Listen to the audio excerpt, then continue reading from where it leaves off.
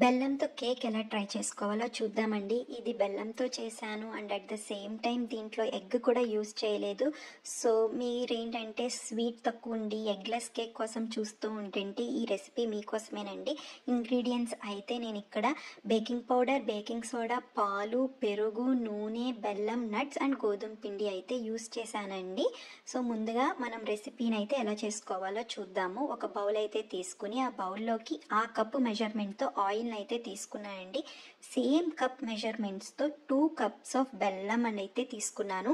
ఇక్కడ బెల్లం అనేది నాకు కొంచెం స్వీట్ తక్కువ ఉంది కాబట్టి నేను ఇక్కడ 2 కప్స్ తీసుకున్నాను. మీకు అదే బెల్లం స్వీట్నెస్ ఎక్కువ ఉంది అని అనుకుంటే 1.5 కప్ సరిపోతుందండి.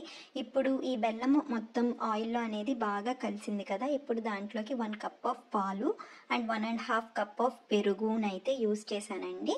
చేసి దీన్ని బాగా మిక్స్ చేసుకుంటున్నాను.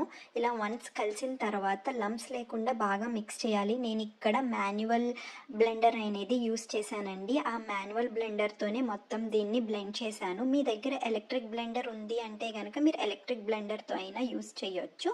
బట్ ఎలక్ట్రిక్ బ్లెండర్ యూస్ చేసిన వాళ్ళకి ఏంటి అంటే మరీ ఎక్కువ సాఫ్ట్గా చేయొద్దు. సో నేను ఇక్కడ అందుకనే ఎక్కువ సాఫ్ట్నెస్ కాకుండా ఉండాలని చెప్పి నేను ఇక్కడ మాన్యువల్ది అయితే యూస్ చేశానండి. ఇప్పుడు దీంట్లోకి గోధుమ పిండిని అయితే నేను 4 కప్స్ ఆఫ్ గోధుమ పిండి తీసుకున్నాను. ఇందాక మీకు ఆయిల్ మెజర్మెంట్ కప్ ఉందన్నాను కదా, ఆ కప్తో 4 కప్స్ ఆఫ్ గోధుమ పిండి and 2 spoons baking powder, half spoon baking soda అండి.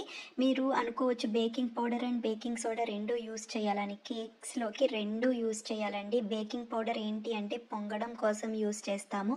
బేకింగ్ సోడా సాఫ్ట్నెస్ కోసం, గుల్ల రావడం కోసం యూస్ చేస్తామండి. సో లంప్స్ లేకుండా గోధుమ పిండిని మాత్రం మనం ఇలా చేసుకుని ఇప్పుడు మొత్తం బాగా కలుపుకోవాలండి. కలుపుకున్న తర్వాత దీన్ని మనం బేక్ చేసుకుందాము. నేను ఇక్కడ బేక్ చేయడానికి నేను కుక్కర్ని అయితే యూస్ చేశానండి. కుక్కర్లో కేక్ని ఎలా చేసుకోవాలో కూడా మీకు చూపిస్తాను. సో ఈ ఛానల్ని ఫస్ట్ టైం చూస్తున్న వాళ్ళు ఎవరైనా ఉంటే మర్చిపోకుండా సబ్స్క్రైబ్ చేసుకుని నా ఛానల్ని సపోర్ట్ చేస్తూ ఉండండి అండి. Thank you so much. So once కలుపుకున్న తర్వాత దీంట్లోకి నేను కొంచెం వెనిలా ఎసెన్స్ని కూడా యూస్ చేశాను. యూస్ చేసి చూసారు కదా, ఇలా అయితే మిక్స్ చేసుకున్నాను. కన్సిస్టెన్సీ అలా ఉంది. సో నేను ఇప్పుడు దీన్ని ఒక గ్లాస్ బౌల్లో బేక్ చేస్తున్నానండి. సో దానికి ముందు ఆయిల్ అనేది గ్రీస్ చేసుకుంటున్నాను.